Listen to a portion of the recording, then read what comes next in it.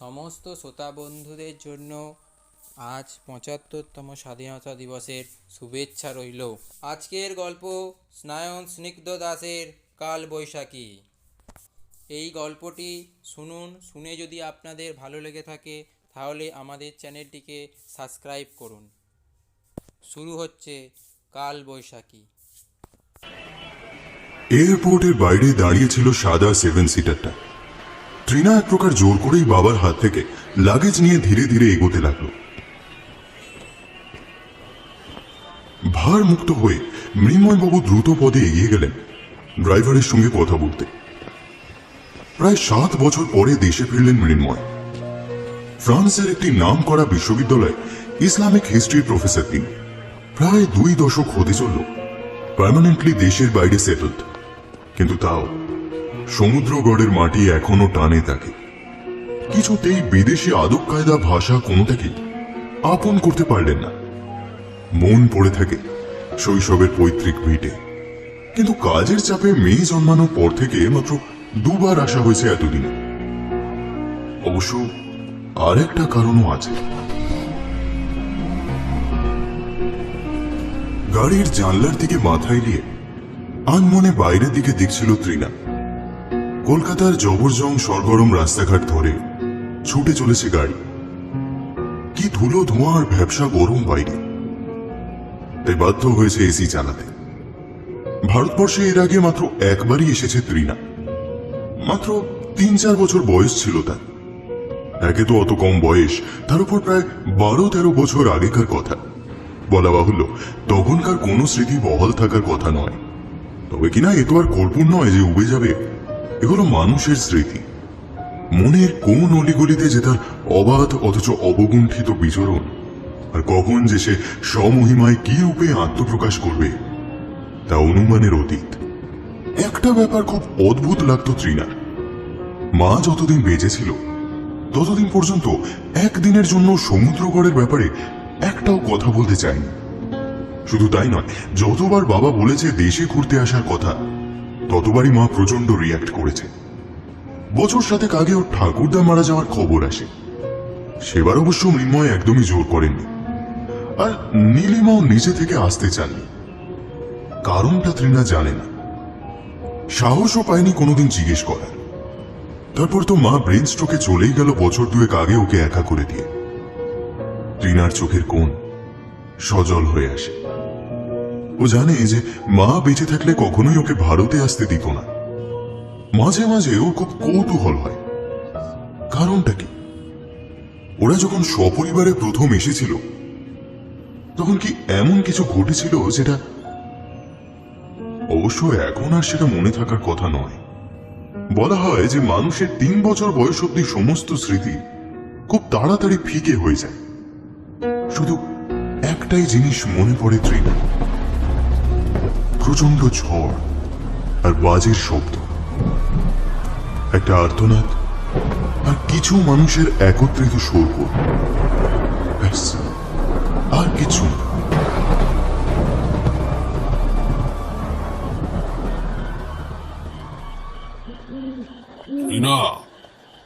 না। ওঠ মা, এসে গেছি। ধর্মর করে উঠল তৃণা।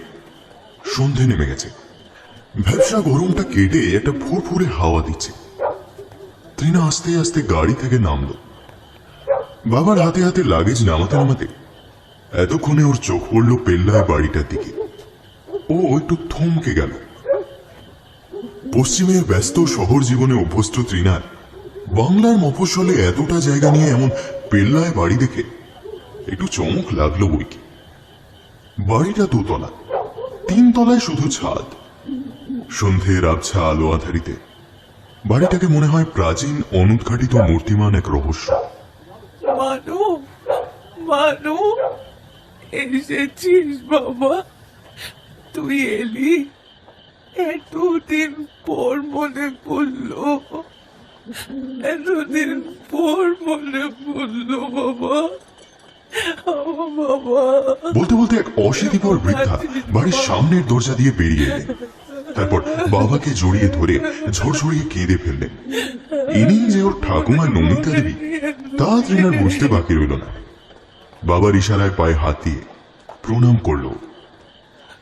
ওরে বাবা, ওরে বাবা, আমার দিদি ভাই, কত বড় হয়ে গেছিস, ভাগ্যিস তুই এলি। আমি কবে আছি কবে নেই, আমার দিদি ভাই। এমন অভূতপূর্ব পরিস্থিতিতে পড়ে একটু অদ্ভুত লাগলেও সান্ত্বনা দেওয়ার ভঙ্গিতে তৃণাকে জড়িয়ে ধরে ঠাকুমা। বাড়ির বিশ্বস্ত দারোয়ান তথা কেয়ারটেকার বিমল ততক্ষণে এগিয়ে এসেছে। আরে বিমল দাদা, ও কতদিন পর দেখছি সব তোমাদের। ভালো আছো তো? শরীর কেমন আছে তোমার? এই চলে যাচ্ছে গো ছোট বাবু, তোমায় যে আবার দেখতে পাবো তা তো ভাবিনি। সজল নেত্রে বলেন বার্ধক্যের দোরগোড়ায় দাঁড়িয়ে থাকা ভদ্রলোক। অমন কেন বলছো? স্নেহাদ্র আলিঙ্গন করে ধমকের সুরে বলেন মৃন্ময়বাবু। সমুদ্রগড়ের নাম করা হোমিওপ্যাথি ডাক্তার ছিলেন মনীষ সাহা। এই অঞ্চলের রীতিমতো গণ্যমান্য ব্যক্তি ছিলেন তিনি। তারপর রাজনীতিতেও নেমেছিলেন, সফলও হয়েছিলেন। পিতৃদত্ত একতলা বাড়িটাকে মডিফাই করে এই বিশাল বাড়িখানা দাঁড় করিয়েছিলেন। ছোট ছেলে মৃন্ময় বরাবরই পড়াশোনায় দুপুর। দুঃখের কারণ হয়ে দাঁড়ালো বড় ছেলে চিন্ময়। বাড়ির বড় ছেলে কিনা শেষ অব্দি পাগল হয়ে গেল। সে কোন ছোটবেলায় সিঁড়ি থেকে পড়ে গিয়েছিল গড়িয়ে, চোট পেয়েছিল মাথায়। তারপর থেকেই দেখা দেয় মাথার সমস্যা। সেরকম গুরুত্ব দেননি মনীষবাবু। সেটাই হলো কাল। কি থেকে যে কি হয়ে গেল, চিন্ময় পড়াশোনায় শেষ করতে পারল না। কি এক রোগে ধরল, একেবারে বদ্ধ উন্মাদ হয়ে গেল। মৃন্ময় চেষ্টা করেছিল তাকে বিদেশে নিয়ে গিয়ে চিকিৎসা করানোর, কিন্তু যা হয়, বাবা মা প্রচন্ড রক্ষণশীল। ছেলে পাগল হয়ে গেছে এ কথা বিশ্বসুদ্ধ লোক জানবে আর কি নাকি। তাই মৃন্ময়ের সদিচ্ছার রীতি ঘটেছিল ওখানে। বছর 7 আগে যখন মৃন্ময় শেষবার এসেছিল নিজের বাড়িতে, সেবার ফ্রান্সে ফিরে গিয়ে তিনি খবর পেয়েছিলেন আরো একটি মৃত্যুর। চিন্ময় নাকি সুইসাইড করেছিল বাবা মারা যাওয়ার 5 দিনের মাথায়। ব্যাস, ওখানে একটা দুর্বিষহ জীবনগাথার পরিসমাপ্তি। তারপর থেকে বাড়ির সদস্য বলতে নমিতা দেবী, দারোয়ান বিমল আর দিনরাতের পরিচারিকা আশা।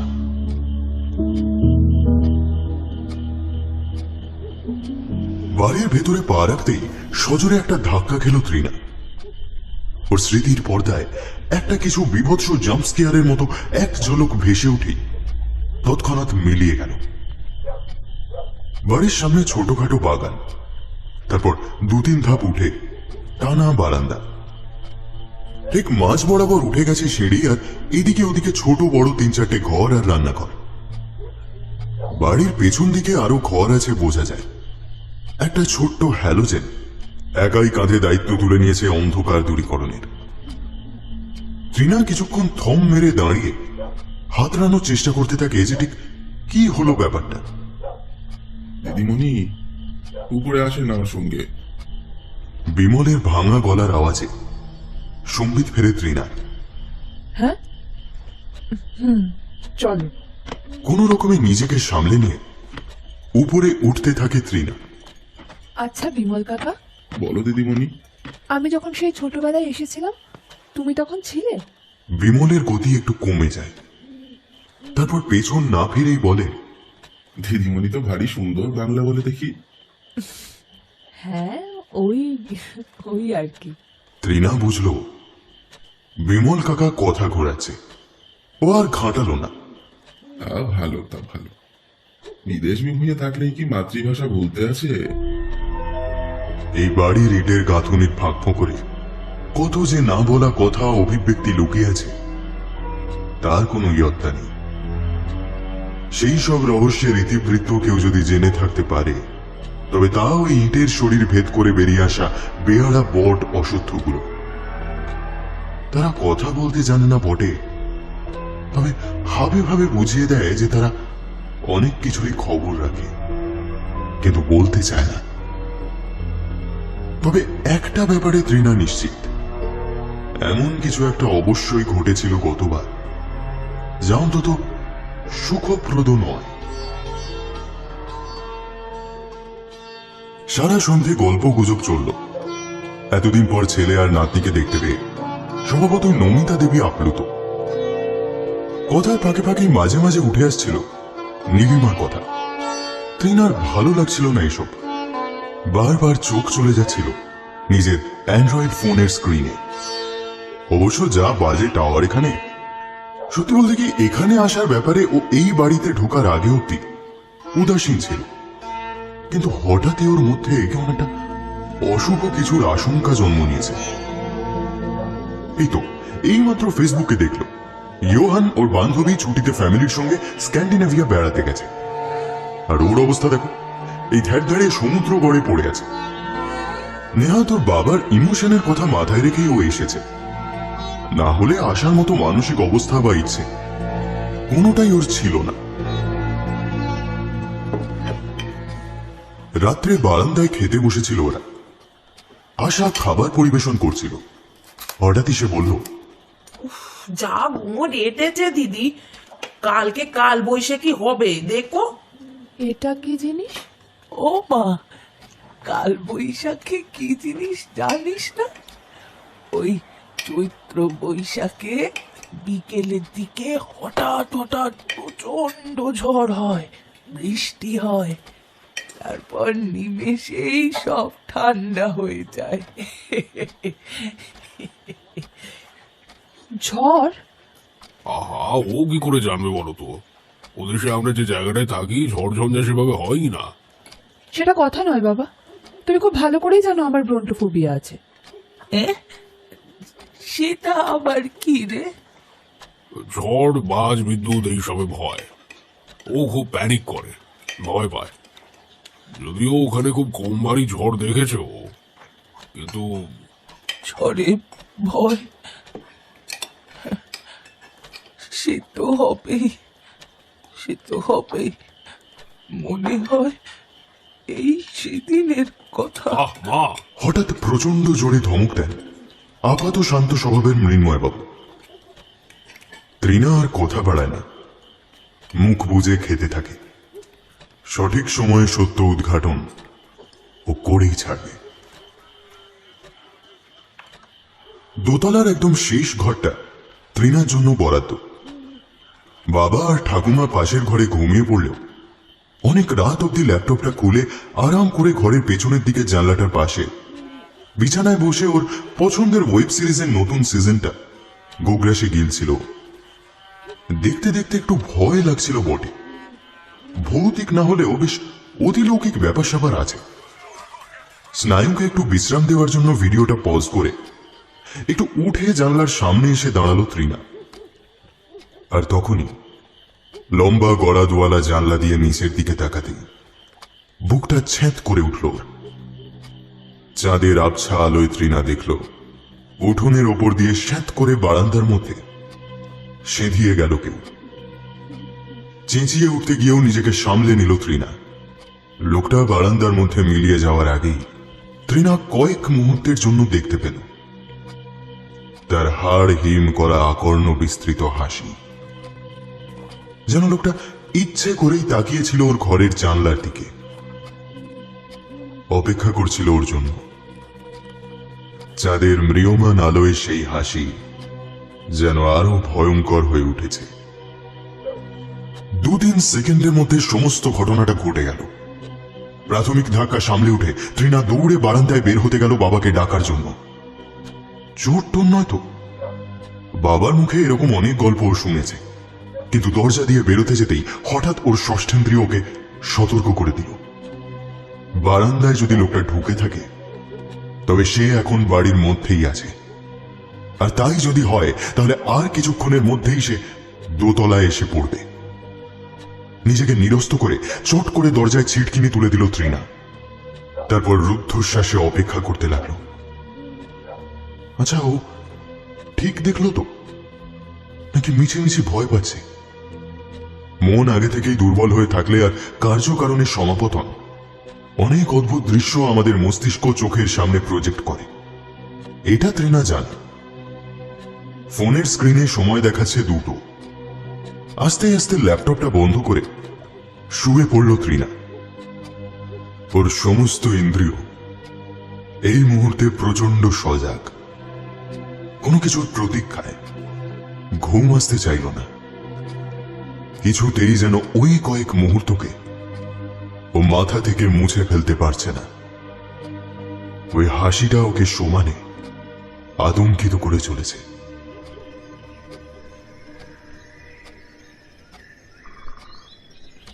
পরের গোটা দিন এরকমই কাটলো তৃণার। সকালে ঘুম ভাঙতে নিচে গিয়ে গত রাতের ব্যাপারটা একবার তদন্ত করে দেখল। বাড়ির সদর দরজা আর বারান্দার মাঝে একটা ছোট্ট উঠোন, উঠোনের বাঁদিকে একটা মাঝারি মাপের ঘর আর একটা ছোট্ট স্টোর রুম, দুটোই বাইরে থেকে ছিটকানি দেওয়া। বাড়ির আরো দু একটা ঘর আছে বটে একতলায়, তার মধ্যে একটা দাদুর ডিসপেন্সারি, কিন্তু সেগুলো তালা বন্ধ। কোনো অস্বাভাবিকতা চোখে পড়ল না তৃণার। সির্ফ হ্যালিউসিনেশন ভেবে ও ব্যাপারটাকে উড়িয়ে দিল। ইনফ্যাক্ট কালকের ভয়টা সকালের কাঠফাটা রোদে একেবারেই উড়ে গেছে। এ বাড়িতে এসে থেকে একমাত্র বিমল কাকাকেই পছন্দ হয়েছে ওর। তবে তিনি সারাদিন ব্যস্ত থাকেন, দেখা সাক্ষাৎ বড় একটা হয় না। দুপুরের দিকে ভাবলো একটু নিচে গিয়ে কথা বলবে বিমল কাকার সঙ্গে, কিন্তু সিঁড়ির কাছে যেতেই ও শুনতে পেল ঠাকুমা কোনো কারণে বেশ ক্রুদ্ধ কণ্ঠে বকাবকি করছেন বিমলকে। তৃণার যেতে ইচ্ছা করল না, হয়তো ওকে দেখলে একটু অপ্রস্তুত বোধ করতে পারে। দুপুরে একটু বেশি খেয়ে ফেলেছিল তৃণা, খাবে নাই বা কেন? এমন বিচিত্র বাঙালি খাবার কি চাইলেই আর ওদেশে মিলবে? তবে এই চব্য-চস্য খাওয়ার পর এতক্ষণে তৃণার মনে হচ্ছে যে আশাটা একেবারে বিফলে যায়নি। বিছানায় গা এলিয়ে শুয়ে থাকতে থাকতে কখন ঘুমিয়ে পড়েছিল তৃণা। একে খাওয়া বেশি হয়ে গেছে, তার উপর চিড়বিড়ানি গরম, নেহাত পুরনো বাড়ির মোটা দেওয়াল তাই বাঁচোয়া, তাও ফ্যানের হাওয়া যেন আগুনের হলকা। সাউন্ড স্লিপ হচ্ছিল না। বিকেলের দিকে আধো ঘুমে আধো জাগরণে কানে এলো বাবা আর ঠাকুমার কিছু কথা। থাক না মা, মেয়েকে আর ডেকো না, আমরাই মাসির সাথে দেখা করে আসি। আহা, মেয়েটা এতদিন পর এলো, সবিতা একবার চোখের দেখাও দেখবে না? কি দরকার, এসব নিয়ে ওর কোনো আবেগ টাবেগ নেই, আর বিমলদা তো রয়েছেই। তৃণার যাওয়ার ইচ্ছে একদমই নেই, তাই মটকা মেরে পড়ে রইল ঘুমের ভান করে। তারপর আবার কখন ঘুমিয়ে পড়েছে কে জানে। এর পরের বার ঘুম ভাঙল একটা ঠান্ডা হাওয়ার ঝাপটায়। প্রথমে চোখ খুলে বুঝে উঠতে কিছুটা সময় লাগলো। কিছু একটা পরিবর্তন হয়েছে কি? তড়িঘড়ি বিছানায় উঠে বসল তৃণা। চট করে পেছনের জানলার দিকে তাকিয়ে সভয় দেখল জানলার বাইরে কালো মেঘের জাজিম বিছিয়ে গেছে। সেই আস্তরণ প্রতি মুহূর্তে আরো ঘন হচ্ছে। অল্প অল্প ঠান্ডা হাওয়া যে আসন্ন মহাপ্রলয়ের প্রস্তুতি, তা বলাই বাহুল্য। তৃণার বুকে হাতুড়ি পিটতে শুরু করেছে। এ ওকে কোন নরকে এনে ফেললো বাবা? বাবা! জেদি গলায় চিৎকার করলো একবার, না কোনো সাড়া নেই। পেন্ডুলাম ঘড়িতে সময় দেখাচ্ছে 5:30। তৃণা আস্তে আস্তে বিছানা থেকে নামতে যাবে, ঠিক তখনই পেছনের উঠোনে ঝাঁকড়া আম গাছটা মাতালের মতো দুলে উঠল প্রচন্ড।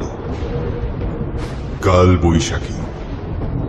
তৃণার চোখে মুখে আতঙ্ক ফুটে ওঠে, চোখ ফেটে যেন জল আসছে ওর, বেড়ে গিয়েছে হৃদস্পন্দন। হঠাৎ যেন প্রকৃতি তুমুল গর্জন করে জানলার গড়াদের ফাঁক দিয়ে ঢুকে সব ছত্রভঙ্গ করে দিল। বিমল কাকা! তৃণা চেঁচিয়ে উঠল আতঙ্কে। না, এই ঘরে আর এক মুহূর্ত নয়। এক দৌড়ে ও বেরিয়ে এলো বারান্দায়। ততক্ষণে 10 দিক খেপে উঠেছে, ক্রুদ্ধ স্বরে গজরাচ্ছে আকাশ। মাঝে মাঝে অগ্নিবরণ নাগনাগিনী উল্লাসে ছুটে চলেছে এক প্রান্ত থেকে আরেক প্রান্তে। ঝড়ের গতিবেগ আরো বাড়তে শুরু হলো জানলা দরজার আছাড়ি বিছাড়ি। এক মুহূর্তে কতটা নেমে গেছে তাপমাত্রা। যত সময় যাচ্ছে ঘনিয়ে আসছে অন্ধকার। তৃণা বারান্দার একটা থামের আড়ালে দাঁড়িয়ে ঠকঠক করে কাঁপছিল। তারপর হঠাৎ এক দৌড়ে ঘরের ভেতর গিয়ে জ্বালিয়ে দিল আলোর সুইচ। চলল না তো, তবে কি পাওয়ার কাট? গা শিরশির করে উঠল ওর। মা বলতো বিপদ কখনো একা আসে না। কি করবে এবারও? কি করবে? বিমল কাকা, না, আবারও সাড়া নেই। এক দৌড়ে বাইরে চলে যাবে, কিন্তু সেখানে তো আরো ভয়। খোলা জায়গায় হয়তো ওর প্যানিক অ্যাটাক হয়ে যাবে। আবার এও মনে হচ্ছে এই বাড়ির মধ্যে থাকলে এই কালান্তক ঝড় পিষে মেরে ফেলবে চারদিক থেকে। হঠাৎ বাইরের উন্মত্ত তাণ্ডবের শব্দ ছাপিয়ে একটা কিছুতে ধাক্কা দেওয়ার প্রবল শব্দ কানে এলো। মুহুর্মুহু সেই শব্দে বাড়িটা কেঁপে উঠতে লাগলো। তৃণা বুঝল আজ এই পৃথিবীর সব অভিশাপ ওর উপর আছড়ে পড়বে। সঙ্গে সঙ্গে মনে পড়ে গেল কাল রাতে এক ঝলক দেখা সেই ভয়ানক মুখাবয়ব। শেষবারের মতো সর্বশক্তি এক করে তৃণা চেঁচিয়ে উঠল। বিমল কাকা! সঙ্গে সঙ্গেই নিচ থেকে একটা মরণান্তিক চিৎকার ভেসে এলো। প্রায় একই সঙ্গে ঝড়ের শব্দ ছাপিয়ে একটা জান্তব গর্জনে আরেকবার কেঁপে উঠল গোটা বাড়িটা। তৃণার হৃৎপিণ্ড কিছুক্ষণের জন্য স্তব্ধ হয়ে গেল। এই নরকে আর এক মুহূর্ত থাকলেও মারা পড়বে। বৃষ্টিতে প্রায় ভেসে যাওয়া বারান্দা দিয়ে পিছল খেতে খেতে দৌড়াতে দৌড়াতে ও যখন ঠিক সিঁড়ির কাছে পৌঁছালো, বাইরে থেকে আসা অবশিষ্ট আবছা আলোয় এক ভয়ানক দৃশ্য আবারও স্তব্ধ করে দিল ওর স্পন্দন। একতলা থেকে সিঁড়ি বেয়ে একটা ভয়ঙ্কর মূর্তি উঠে আসছে। তৃণা এখনো অব্দি তার পেছনটা দেখতে পাচ্ছে কেবল। চাতালে উঠেই সে এই দিকে ফিরে যখন শেষ কয়েকটা সিঁড়ি ভাঙবে, তখন তৃণার মুখোমুখি। এ কি মানুষ না জন্তু? শরীরের দুপাশ থেকে দুই হাত ঝুলিয়ে ঈষৎ কুঁজো হয়ে হিংস্র সাপদের মতো যেন শিকারের খোঁজে উঠে আসছে। তৃণা মুখ দিয়ে টু শব্দ বের করল না। পা টিপে টিপে দ্রুত একটা ঘরে ঢুকে দরজার শিকল তুলে দিল। চাপা একটা গর্জন সিঁড়ি হয়ে এতক্ষণে বারান্দায় উঠে এসেছে। ঘরের পেছনের দিকে যে জানলাটা, তার সামনে একটা ছোট টেবিল। সেই টেবিলের তলায় গুটিসুটি মেরে শ্বাস বন্ধ করে বসে রইল তৃণা। আস্তে আস্তে সব মনে পড়ছে ওর। এমনই একটা ঝড়ের পিকে এই চাপা গর্জন তোর খুব চেনা। কোথা থেকে যেন ভেসে এলো মায়ের চিৎকার, যা বহুদিন ধরে এই বাড়ির আনাচে কানাচে সযত্নে রক্ষিত ছিল। চাপা গর্জনটা ঘরের দরজার সামনে এসে থামল। কয়েক মুহূর্তের নিস্তব্ধতা, তারপর আচমকা ঘা পড়তে লাগলো দরজায়। তৃণা দৌড়ে গিয়ে চেপে ধরল দরজাটা, চিৎকার করে উঠল, Help somebody! Help! কিন্তু কাল বৈশাখীর প্রলয় নৃত্য দ্রবীভূত করে ফেলল ওর কাতর চিৎকার। বেশিক্ষণ না, আরো 4-5টা ঘা পড়তেই ভেঙে গেল মরচে পড়া শিকলের দুর্বল আগুন।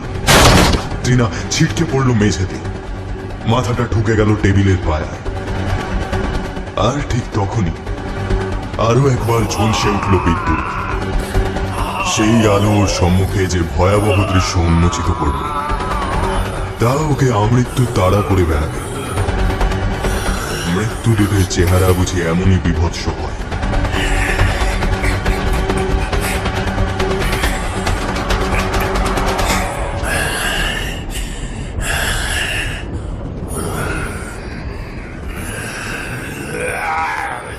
সেই মূর্তির বর্ণনা ভাষায় প্রকাশ করা যায়। সভয়ে তৃণা দেখল কাল রাতের সেই বুক কাঁপানো আকর্ণ বিস্তৃত হাসি। মুখমণ্ডলের কোনো অস্তিত্ব নেই, বলা যায় একটা লোমশ গোলাকৃতি কিছু ধড়ের ওপর বসানো।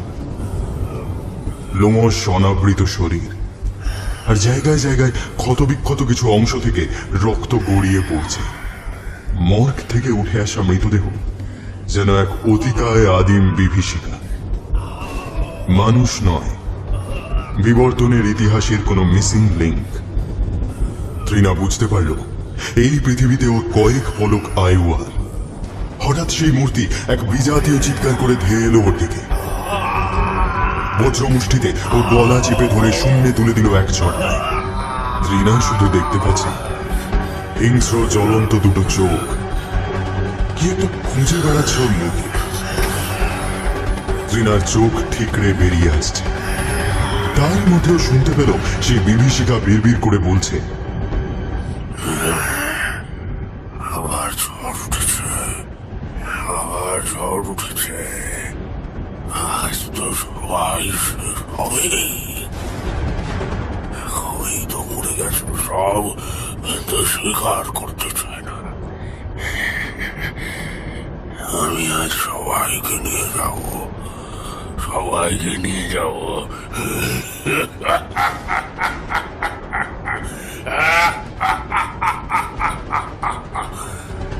ত্রিনা এতক্ষণ ডান হাতটা পেছনে নিয়ে গিয়ে হাত রাখছিল টেবিলের ওপর।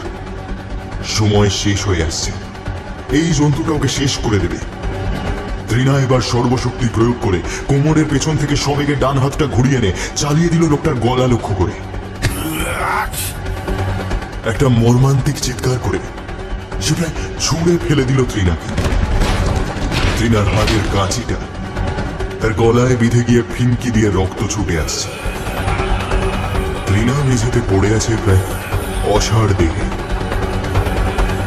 এক টানা চিৎকার, জানলা দরজার উন্মত্ত বিলাপ, আর সিঁড়িতে কিছু সম্মিলিত পদশব্দ। চেতনার অতলে তলিয়ে যেতে থাকে ত্রিনা।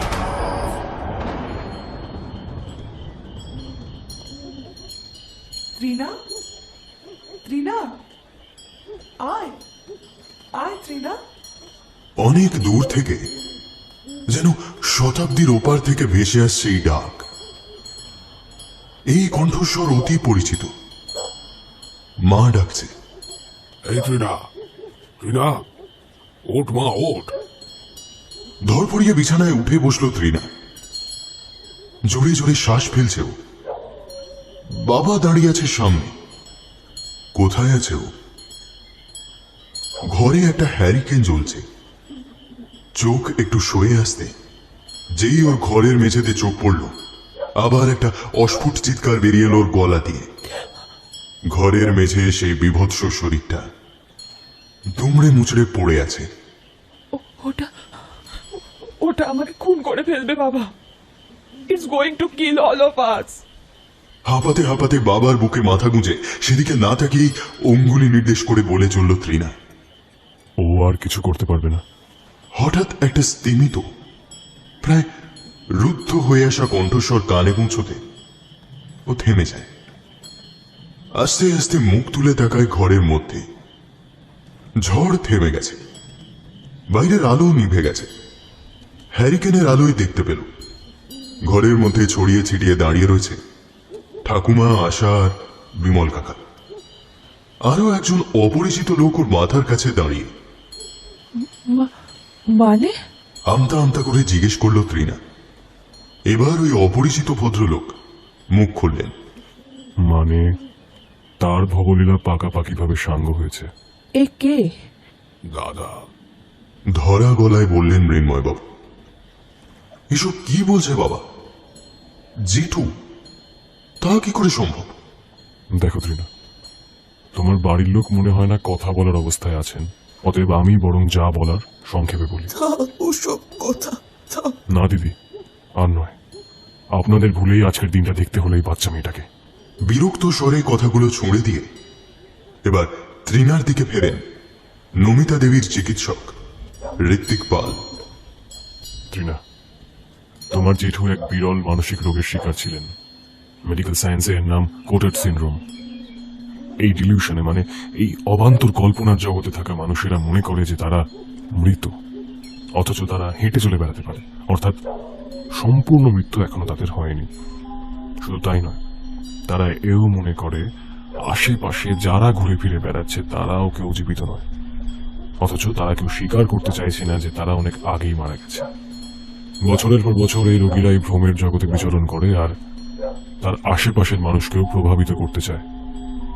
এবার ঠিক কী কারণে তোমার জেঠু এই রোগে আক্রান্ত হয়েছিলেন সেটা বলা মুশকিল।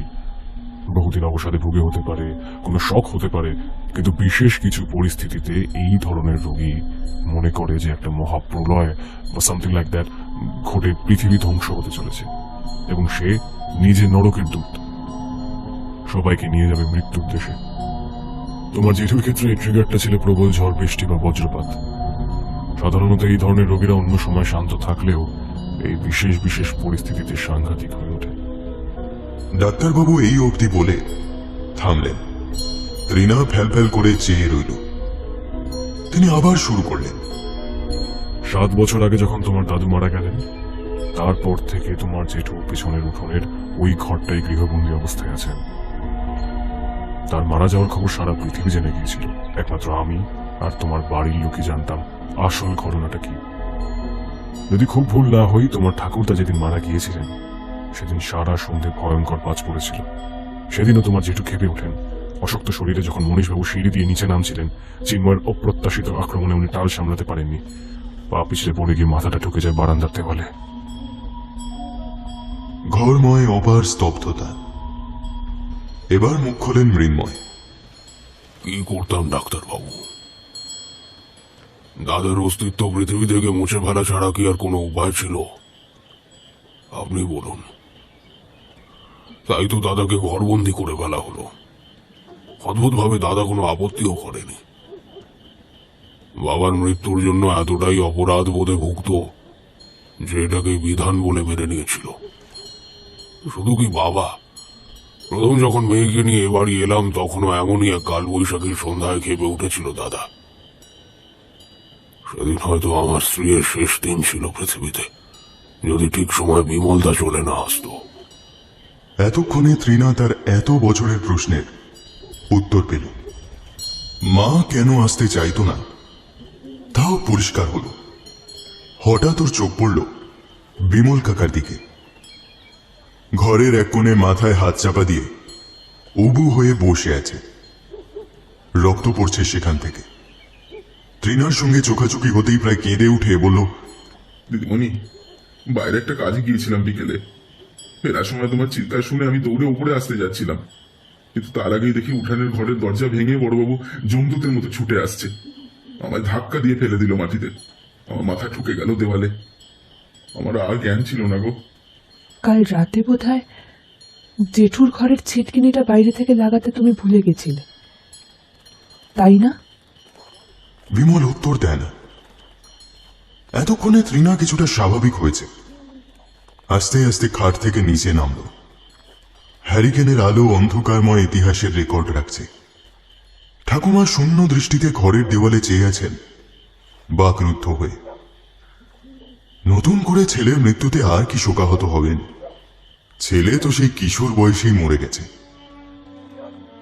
একটু ঝুঁকে পড়ে তৃণা মৃতদেহটার দিকে দেখল।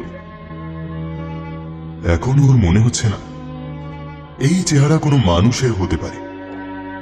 এখনো উপলব্ধি করতে পারেনি অজ্ঞানতা বশত একটা খুন করে ফেলেছে আজ। আসলে ও বুঝে উঠতে পারছে না এই মুহূর্তটাও স্বপ্নে দেখেছে নাকি বাস্তবে। কি জানেন দিদি, ভুলটা আপনাদেরই। শরীরের অসুখ হলে আপনারা মাথায় সাপ বেঁধে ডাক্তারের কাছে দৌড়ন, অথচ মনের অসুখে ঢাক ঢাক গুড়গুড়। বারবার বারবার বারবার আমি আর মৃন্ময় চেয়েছি যে চিন্ময়ের চিকিৎসা হোক, কিন্তু আপনাদের এক গুয়েমের জন্য এই বাচ্চা মেয়েটার সারাটা জীবন নষ্ট হয়ে গেল। কবে আবারও শান্তিতে ঘুমোতে পারবে কেউ জানে না। পুলিশি ঝামেলা মিটলে দয়া করে ওর রেগুলার কাউন্সিলিং করিও মৃন্ময়। আরেকটা জীবন যেন নষ্ট না হয়। চলি। শুনছিলেন কাল বৈশাখী। গল্পটি যদি আপনাদের ভালো লেগে থাকে তাহলে আমাদের চ্যানেলটিকে সাবস্ক্রাইব করুন।